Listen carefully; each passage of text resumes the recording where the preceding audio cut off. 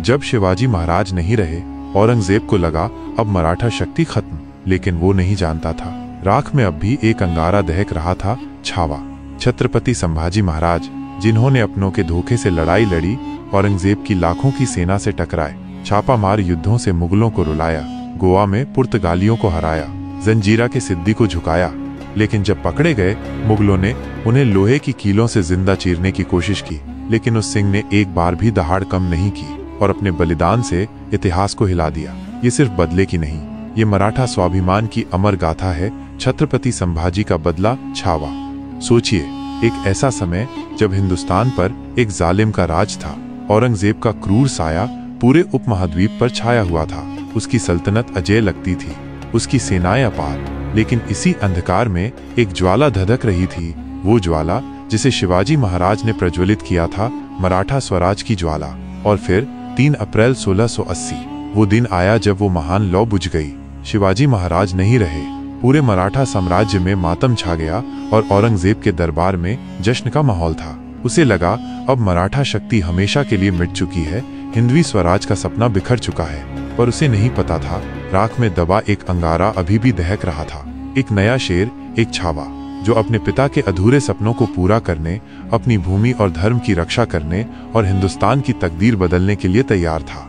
आज हम उस अदम्य योद्धा की कहानी सुनाने जा रहे हैं, जिसने सिर्फ बदला नहीं लिया, बल्कि इतिहास को ही पलटकर रख दिया।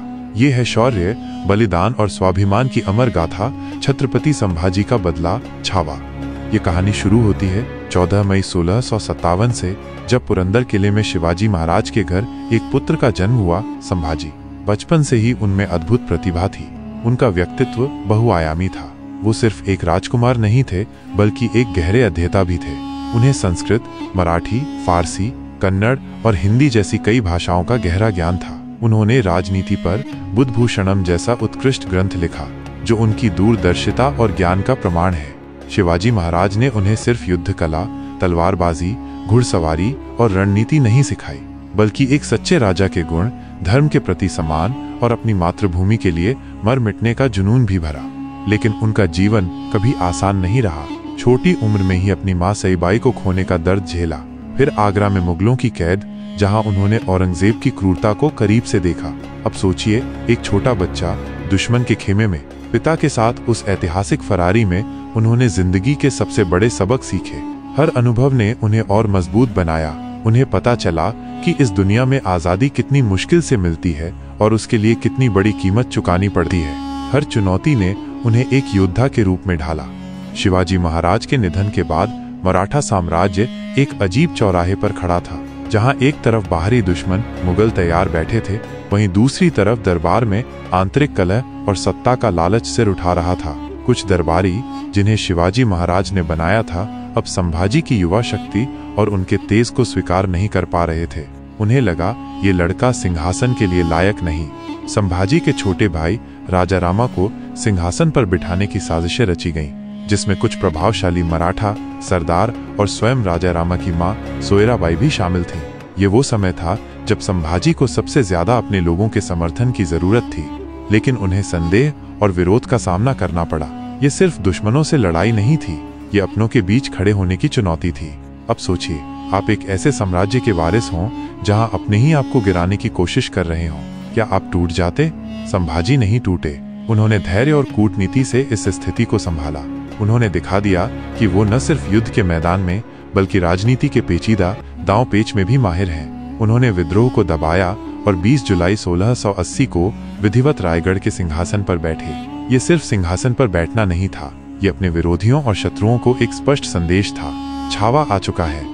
संभाजी महाराज के राज्याभिषेक के साथ ही औरंगजेब का दक्कन में अभियान और भी तेज हो गया। उसे लगा अब मराठा पूरी तरह बिखर चुके हैं। उसने अपनी विशाल सेनाएं, अपने सबसे बेहतरीन सेनापति दक्कन में झोंक दिए। इतिहासकारों का मानना है कि औरंगजेब की इतनी बड़ी और सुसज्जित फौज पहले कभी दक्कन नहीं आई थी। उसका मकसद सिर्फ जीतना नहीं था, बल्कि मराठाओं का नामो निशान मिटाना था, उनकी पहचान को कुचलना था। लेकिन औरंगजेब ने एक बड़ी भूल कर दी थी। उसने सोचा शिवाजी नहीं है तो मराठा कमजोर है, पर उसे नहीं पता था कि छावा उनसे भी ज्यादा खतरनाक है। संभाजी महाराज ने अपनी छापामार युद्ध नीति को एक नए स्तर पर पहुंचाया।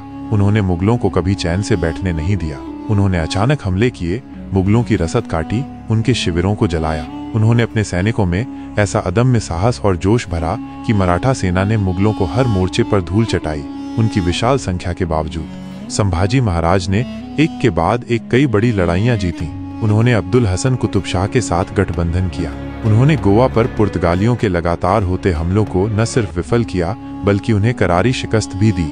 जंजीरा के शक्तिशाली सिद्दी को भी उन्होंने सबक सिखाया, उसे घुटनों पर ला दिया।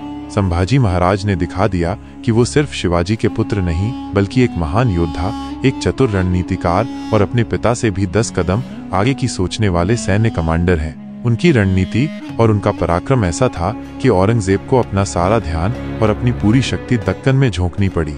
ये सिर्फ युद्ध नहीं था, ये मराठा स्वाभिमान की वो दहाड़ थी जो औरंगजेब के हर सपने को तोड़ रही थी।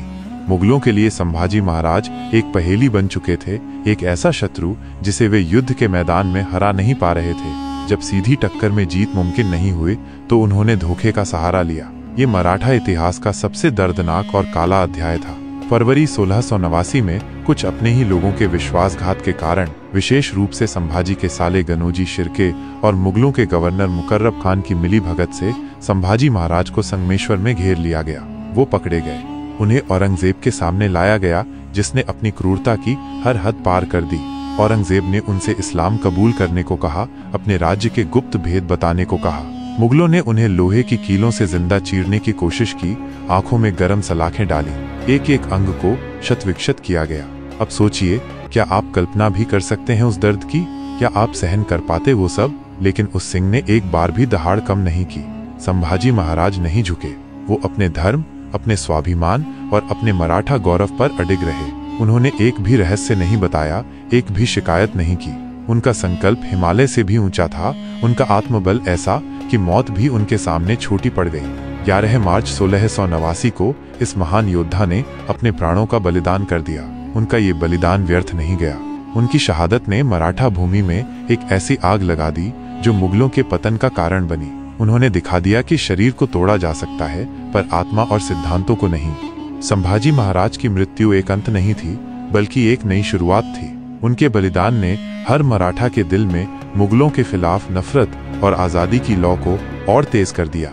जिस औरंगजेब को लगा था कि संभाजी को मारकर उसने मराठा साम्राज्य को खत्म कर दिया है, वो गलत था। संभाजी की शहादत ने मराठाओं को और एकजुट किया। उन्होंने मुगलों को दक्कन से खदेड़ना शुरू किया और आखिरकार मराठाओं ने मुगल साम्राज्य को पूरी तरह से पतन की ओर धकेल दिया। छत्रपति संभाजी महाराज का बदला सिर्फ युद्ध के मैदान में दुश्मनों को हराना नहीं था। उनका बदला था अपने पिता के सपनों को पूरा करना, मराठा साम्राज्य को अक्षुण्ण रखना और ये सुनिश्चित करना कि कोई भी मराठा कभी किसी के सामने न झुके। वो सिर्फ एक योद्धा नहीं थे, एक कवि थे, एक प्रशासक थे और सबसे बढ़कर एक ऐसे आत्मविश्वासी राजा थे जिसने अपनी अंतिम सांस तक अपने सिद्धांतों का त्याग नहीं किया। आज भी छत्रपति संभाजी महाराज का नाम हमें साहस, स्वाभिमान और त्याग की याद दिलाता है। वो छावा जिसने चुनौतियों से घिरे होने पर भी हार नहीं मानी और अपने बलिदान से लाखों को प्रेरणा दी। उनकी कहानी हमें सिखाती है कि सच्चा बदला नफरत नहीं बल्कि अपने आदर्शों के लिए डटे रहना और हर मुश्किल का सामना करना है। अगर आपके दिल में भी आजादी और स्वाभिमान की ज्वाला है तो संभाजी महाराज की ये कहानी सिर्फ सुनो मत, दिल में बसा लो।